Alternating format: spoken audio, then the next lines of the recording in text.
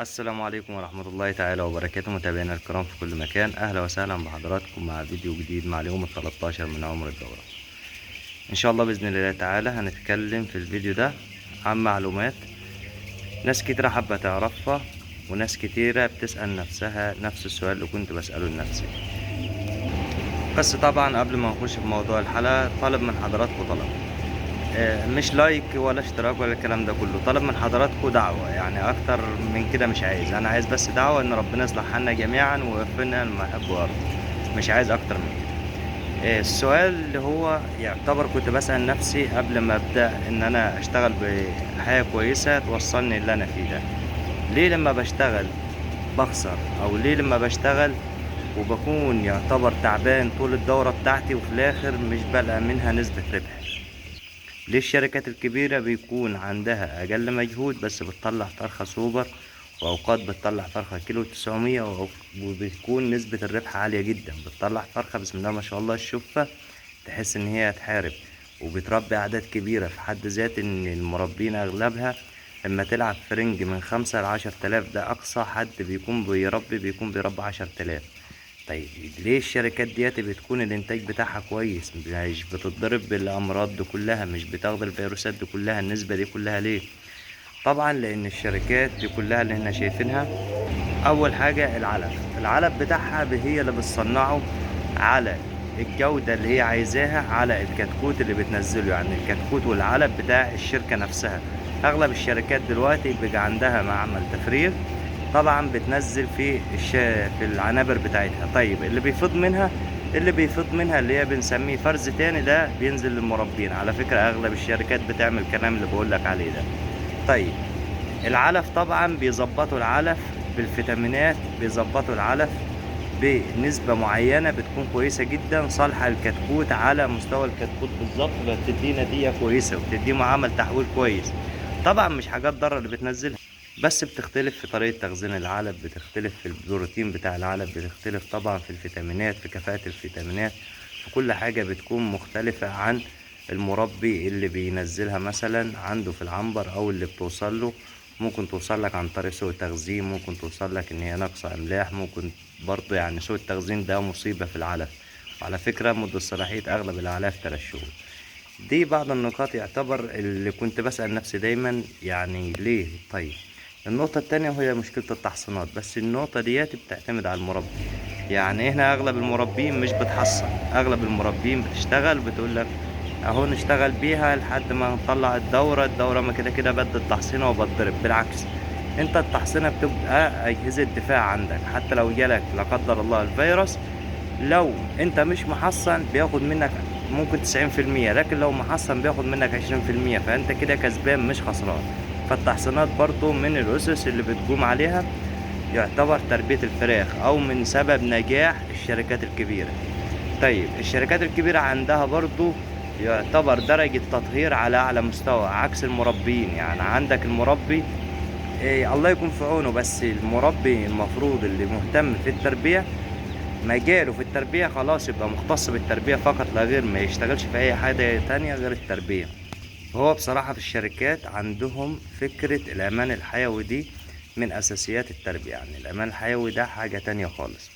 طيب الحاجة اللي بعد كده ودي شايفها برضو مهمة جدا جدا، وهي فكرة تنظيم الأدوية. يعني أنا بشوف مربين بتكلمنا على الواتس اللي بيقول لي أنا بنزل مضاد حيوي كل 10 أيام. طب هو إيه اللي بتنزله كل 10 أيام؟ المضاد الحيوي ده يعني حتى مش هيساعدك على زيادة الأكل.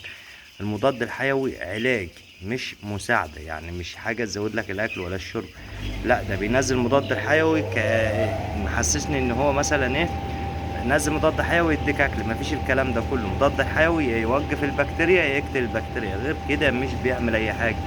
برضو علاجات الكوكسيديا مش بتزود معاك الاكل، بالعكس دي طفيلات بتكون موجوده في الامعاء فبتقتلها. فالمضادات الحيويه جميعا يعني في بعض المصطلحات عند المربين، وانا كنت واحد منكم، يعني مصطلحات غلط 100%. ففي تنظيم الادويه والحاجات دي كلها محتاج انك تسمع له وتسمع لده وتسمع لده علشان تعرف تاخد نتيجة كويسة، فبالتالي تطلع فرخة كويسة، فرخة سوبر. طيب علشان ما اطولش على حضراتكم في وقت الفيديو، النهاردة اليوم ال13 من عمر الدورة، الادويه المستخدمه ان شاء الله اللي بنتكلم عنها على طول يعني كل يوم. النهارده باذن الله تعالى هنقسم اليوم على سجوات. السجوه الاولى فيتامين سي طبعا، السجوه الثانيه هتكون رفع مناعه، السجوه الثالثه هتكون ميه بيضاء.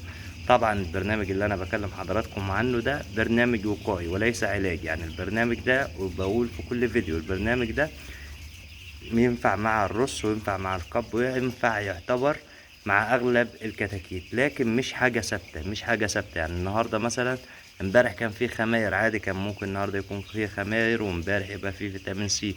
فكل حاجه يعتبر بتتنظم على حسب الجو اللي انا ماشيين عليه. بالنسبه لدرجات الحراره النهارده ان شاء الله اللي هتكون ماشيه معاك في العنبر بتاعك، درجه الحراره الكويسه هتكون معاك 29، وارد انها توصل ل28، وارد انها يوصل ل30 ده الاسبوع التاني. يعني دي حاجه ما تقلقكش وما تخوفك. طيب ليه انا بحاول ان انا اصور واوقف اصور واوقف؟ علشان اوريك الكتكوت وهو واخد يعتبر الكتكوت كده في ارتياح اهو. يعني الكتكوت ياكل ويشرب ويريح، ياكل ويشرب ويريح. فانا مش عايزك تكون يعتبر جلجام من الكتكوت، لا بالعكس، اهو الكتكوت طالما اكل وشرب واخد تهويه كويسه هتلاقيه مريح. طيب هل الكتاكيت دي بردانه؟ طبعا انا في صيف، بس دي اهي دي واخده راحتها على الاخر اهو اهو. فمش عايزك تصطدم من اغلب الفيديوهات اللي بيتصور لك مثلا وقت الكتكوت وهو بياكل على طول كده، وتلاقي الكتاكيت مزدحمه على العلافات والكلام ده كله. ده طبعا بيكون كله شغل يعتبر انك بتطفي النور وبتبدأ تصور والكلام ده كله. بس انا لما بحب اصور بحب اصور من ارض الواقع، بحب اصور لك الحاجة اللي هي يعتبر الحاجة اللي موجودة فعلا. مش مثلا كل الكتاكيت بتاكل، ما فيش كتكوت هيستمر ان هو ياكل 24 ساعة ليه، وهيحول ازاي، او هيبدأ ان الكتكوت يطور من نفسه ازاي. فدي يعتبر بعض المصطلحات برضو اللي حابب الناس تفهمها، لان اغلب الناس بتدور ازاي تزود سرعة الاكل، ازاي تزود التحويل والكلام ده كله. مفيش حاجة بتوصل بالطريقة اللي انت بتشوفها. يعني ده الواقع الحي بتاعنا اهو، هياكل يشرب يريح، تلاقي ان هو بعد ما بيريح بيقوم بيروح عند العلافة بيبدأ ياكل وبيبدأ يشرب ويبدأ ياخد ارتياح. ده كان الفيديو بتاع اليوم ال13، اتمنى يكون نال اعجابكم. لو حد عنده اي سؤال او استفسار عن خصوص اليوم ده ان شاء الله يكتب لي في التعليقات، وانا برد على جميع الاسئله وجميع الاستفسارات. ولو في حد عنده سؤال حابب ان انا اشرحه واوضحه بطريقه افضل في فيديو يكتبه لي، وان شاء الله هحاول افسر السؤال او اوضحه بالتفصيل. طبعا شغل الشفاط في العمر ده مهم جدا. خلايا التبريد لابد من تشغيلها لو درجه الحراره بترتفع عندك.